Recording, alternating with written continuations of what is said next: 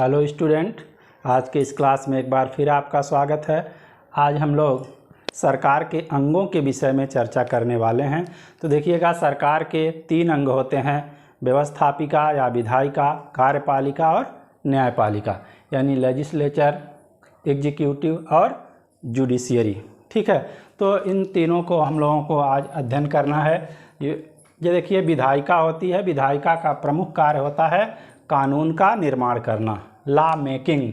विधायिका यानी कि ये विधि निर्माण करने वाली एजेंसी होती है। अब देखिएगा, विधायिका में कौन आता है? ये संसद आती है। और यहाँ संसद के 2 सदन होते हैं, लोकसभा और राज्यसभा। ठीक है, राष्ट्रपति भी संसद का अभिन्न अंग होता है, क्योंकि संसद द्वारा पारित कोई भी विधेयक कानून का रूप तब तक धारण नहीं कर सकता जब तक कि राष्ट्रपति अपने स्वीकृत की मोहर न लगा दे। किंतु राष्ट्रपति एक व्यक्ति होता है, वह कोई सदन नहीं है। ठीक है, लोकसभा को देखिएगा निम्न सदन और राज्यसभा को उच्च सदन कहा जाता है। क्यों कहा जाता है, इसको हम लोग समझने का प्रयास करेंगे। लोकसभा के सदस्यों की न्यूनतम आयु जो होती है वह 25 वर्ष होती है और राज्यसभा के सदस्यों की न्यूनतम आयु 30 वर्ष होती है। 30 वर्ष। तो देखिएगा, 5 वर्ष उच्च ये राज्यसभा आयु सदस्यों की न्यूनतम आयु में ही है। ठीक है, और जो कारण होता है इसका, यहाँ पर राज्यसभा में आप देखेंगे 12 सदस्यों को राष्ट्रपति मनोनीत करता है, जो इन 4 क्षेत्रों से होते हैं। वो 4 क्षेत्र हैं साहित्य, कला, विज्ञान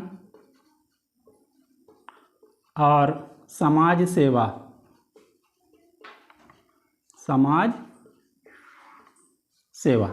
ठीक है, तो इस प्रकार से राष्ट्रपति को यह अधिकार होता है कि वह राज्यसभा में अधिकतम 12 सदस्यों को जो साहित्य, कला, विज्ञान और समाज सेवा के क्षेत्र में विशेष प्रसिद्धि प्राप्त हों, विशेष योग्यता रखते हों, विशेष महारत उनको हो, ऐसे सदस्यों को राज्यसभा में नॉमिनेट कर सकता है।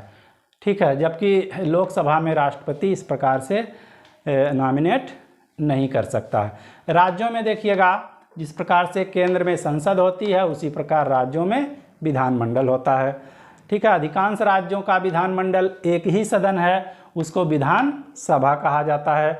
लेकिन कुछ राज्य ऐसे हैं जिनमें 2 सदनी विधानमंडल है, तो एक को विधानसभा और दूसरे को विधान परिषद कहा जाता है।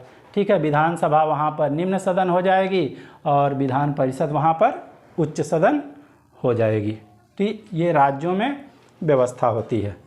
ठीक है, और सरकार का दूसरा अंग जो होता है वो कार्यपालिका यानी एग्जीक्यूटिव। इसका काम क्या है कि विधायिका द्वारा बनाए गए कानूनों को ये लागू करती है। और भारत में देखिएगा, संसदीय शासन व्यवस्था की स्थापना की गई है और ये संसदीय शासन व्यवस्था ब्रिटेन से ली गई है। कहाँ से? ब्रिटेन से। संसदीय शासन व्यवस्था भारत में ब्रिटेन से ली गई है। और संसदीय शासन व्यवस्था में कार्यपालिका के 2 प्रमुख होते हैं। एक होते हैं नाम मात्र के प्रधान और दूसरे होते हैं वास्तविक प्रधान। यानी कि 2 कार्यपालिकाएं होती हैं, नाम मात्र की कार्यपालिका और वास्तविक कार्यपालिका। तो भारत में हम देखेंगे कि नाम मात्र की कार्यपालिका राष्ट्रपति होता है और वास्तविक कार्यपालिका मंत्री परिषद होता है। नाम मात्र की कार्यपालिका का अर्थ यह है कि देश के जो भी महत्वपूर्ण डिसीजन होते हैं, कार्य होते हैं, वो राष्ट्रपति के नाम से ही किए जाते हैं। जैसे युद्ध की घोषणा करनी हो, शांति की घोषणा करनी हो, संधियां विदेशों से करनी हो, तो ये राष्ट्रपति के नाम से की जाती है। लेकिन करता कौन है? वो मंत्रिपरिषद करता है। तो जो करता है वह वास्तविक कार्यपालिका है और जिसके नाम से किया जाता है वो नाम मात्र की कार्यपालिका होता है। और भारत के राष्ट्रपति और ब्रिटेन के सम्राट में केवल एक ही अंतर होता है कि भारत का राष्ट्रपति निर्वाचित होता है, इसका इलेक्शन होता है, जबकि ब्रिटेन का जो सम्राट होता है वह अपने वंश परंपरा के अनुसार अपने पद को धारण करता है।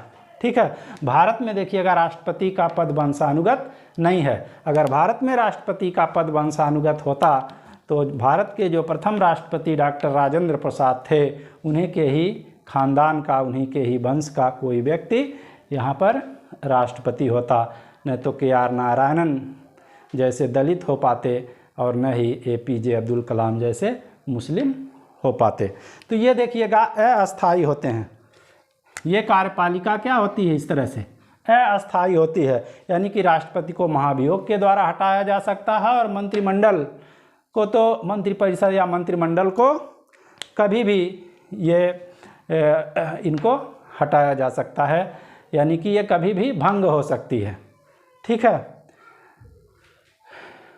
ये कभी भी भंग हो सकती है। लेकिन देखिएगा जो अस्थाई कार्यपालिका होती है वो अधिकारी होते हैं, यानी ब्यूरोक्रेट होते हैं। इनका देखिए इलेक्शन होता है और इनका सिलेक्शन होता है।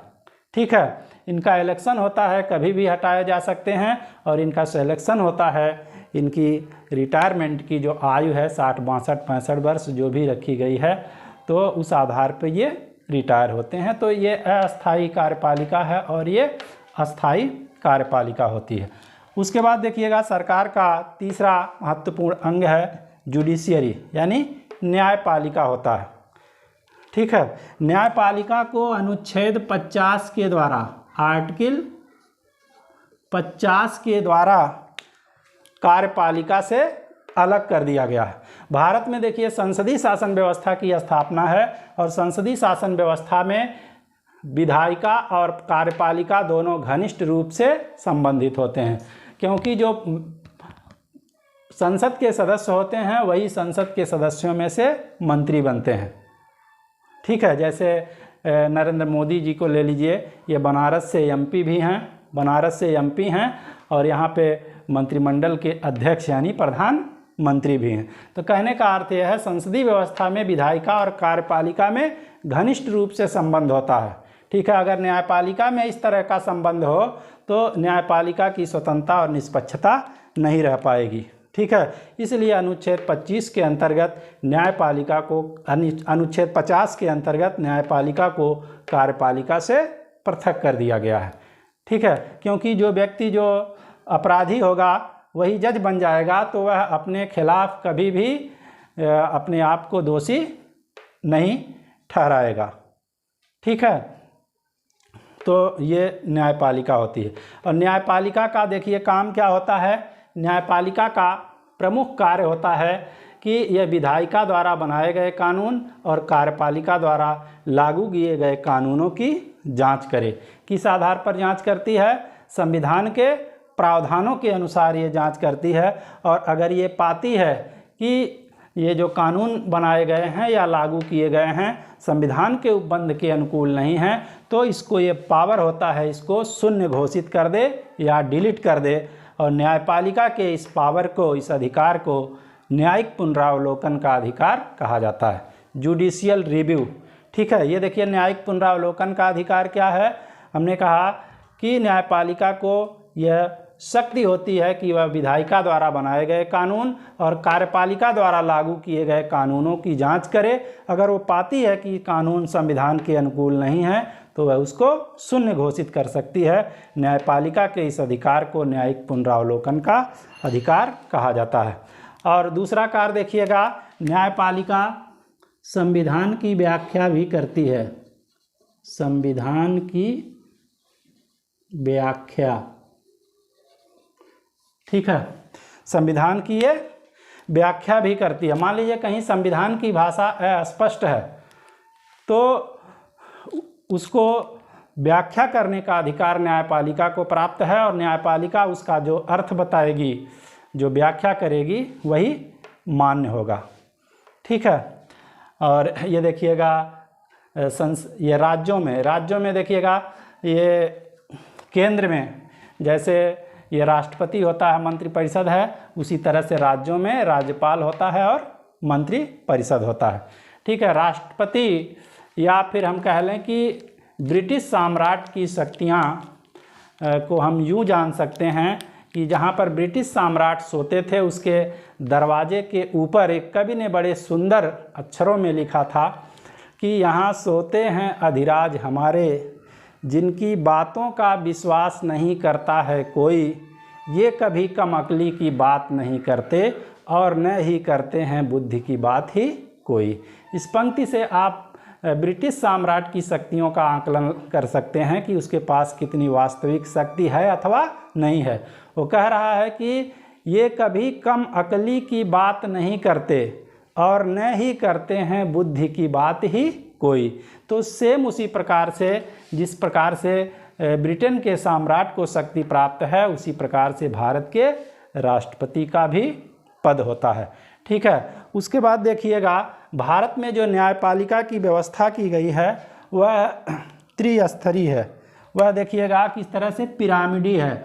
ऊपर, सबसे ऊपर देखिएगा जिसके शीर्ष पर सुप्रीम कोर्ट होता है, सुप्रीम कोर्ट, और सुप्रीम कोर्ट के नीचे जो है राज्यों के हाई कोर्ट हैं, हाई कोर्ट, और उसके नीचे डिस्ट्रिक्ट न्यायालय होते हैं, जिला न्यायालय, डिस्ट्रिक्ट कोर्ट, डिस्ट्रिक्ट कोर्ट, ठीक है, डिस्ट्रिक्ट कोर्ट, डिस्ट्रिक्ट कोर्ट। तो इस तरह से भारत में न्यायपालिका की जो संरचना है वो कैसी है, इसको त्रिभुजाकार मत कहिएगा, ये पिरामिडी होती है, पिरामिड होता है इस तरह से, ऐसे, ठीक है, पिरामिड की तरह से होती है इसका स्ट्रक्चर। ठीक है।